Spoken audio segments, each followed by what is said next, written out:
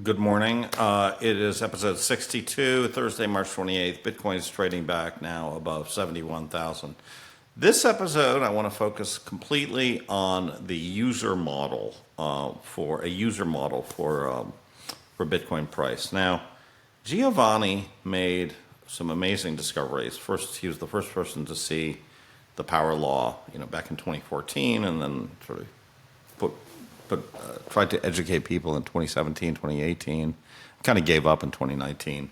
But he noticed that Bitcoin price is obeying a power law, but so are Bitcoin users. And these are measured as a proxy through sort of non-zero addresses. And he's done a study. And what I did here is I basically tried to create a general model to show what user growth that incorporated user growth Bitcoin prices in it together. And so I want to walk you guys through how I approach this from a modeling perspective, and then you can take a look at the actual model.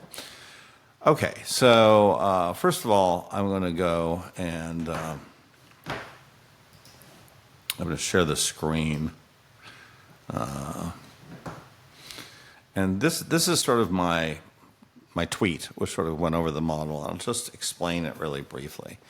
So as I mentioned, Giovanni has posted that basically the user growth of Bitcoin is sort of something like t to the power cubed, where the price is roughly t to the power 6, okay? Let's just take these two numbers, and I'll make it a little bit more specific. I'm saying, let's suppose the user number is a constant b, times t to the power n, right? Now, we sort of know n's roughly 3, but let's just leave n there. Well, then the square of the user number is b to the power 2, right, times t to the power 2n, right? But the Metcalfe law says that price is also equal to some constant c times u squared, which is equal to c times b squared times t to the power 2n, right? And so putting these two things together, I can say that P is equal to some constant A times T to the power M, right? That's the power law. And so N is equal to M over 2. And pretty easy to see that log C is equal to log of A minus 2 times log of B, right? So now let's go here and plug these numbers in, okay?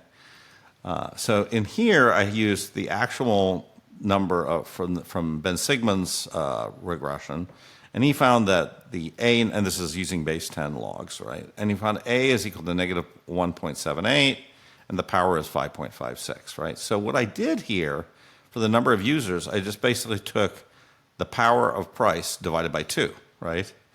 And now there's this log B, which is the intercept number for users, and I just computed that roughly to get 74 million there. So let me just give you an example. Let's say I put 5 there, right?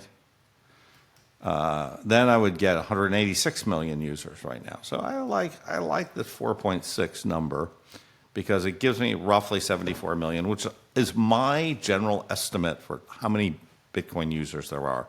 This is also right in line with River Financial's estimate of somewhere between 50 and 80 million users. Now we don't really have a great number. And this, by the way, is sort of an aggregate number, which includes users on exchanges, which includes now ETFs, et cetera.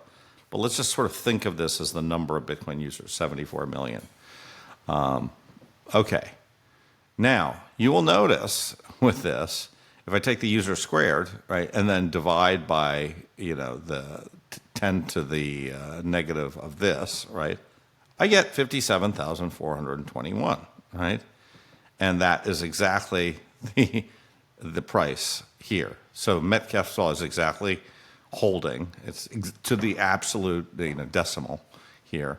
And the interesting thing about this model now is we have a model that agrees with the power law, but it gives you some information on the number of users. So what does it tell you? Well, it tells you that the number of users in, say, 2017, at the beginning of 2017, was something like 13 million, if today it's 74 million.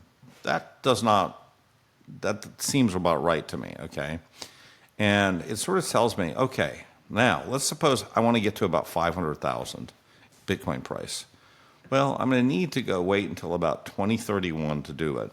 And I'm going to get, I'll have to go about 214 million users, which is 3x kind of where we are. Do I think we can grow the user base of Bitcoin by 3x in 7 years? Yes, I do. I think that's probably a pretty good assumption. Do I think we can grow the user base by 4x in 10 years? Yeah, I do think that we can, right? And that would be 300 million users, right? So this thing sort of tells us 300 million users, a 4x of user base in 10 years, in a decade, will get us to $1 million Bitcoin in a decade. Now, getting to $5 million Bitcoin is going to take a lot longer. It's going to take somewhere around 2042, right? So again, and it'll take us getting to 600,000 users, which is about 8 times kind of current usage, right? So we're going to almost have to increase users by an order of magnitude to get to what I would consider to be hyper Bitcoinization, and that's just going to take a couple decades, right? So the long and the skinny of this is that we're growing, but we're still growing at somewhat of a 20% kind of rate, a 21% kind of rate right now in user base. And it's going to take a while to get to the kind of numbers that really bring us hyper Bitcoinization. I think it'll take us 2 decades and maybe 2.5 decades, right? It's something that I expect to be around for, but it's not going to happen overnight. And even with this ETF coming, and by the way, the ETF, the total number of people who hold the ETF right now is 16 million. Not Bitcoin ETF, but any ETF is 16 million. So it's going to take a while, and I think this user number, this model, is largely correct. And so, anyways, that's this model, and that's episode 62. I'm going to have the next episode. I really want to focus a little bit more on the halvening, but I did want to get out one real solid episode on this user model on Metcalfe's law, because I think these are important. And just as a side note, I met Bob Metcalfe back in 1997, and it was a great meeting, and he actually wrote this really cool piece about me, and I'll include that if I can find it, about an old startup of mine back in 1997. Oliver Muoto, you will remember this. Talk to you guys later.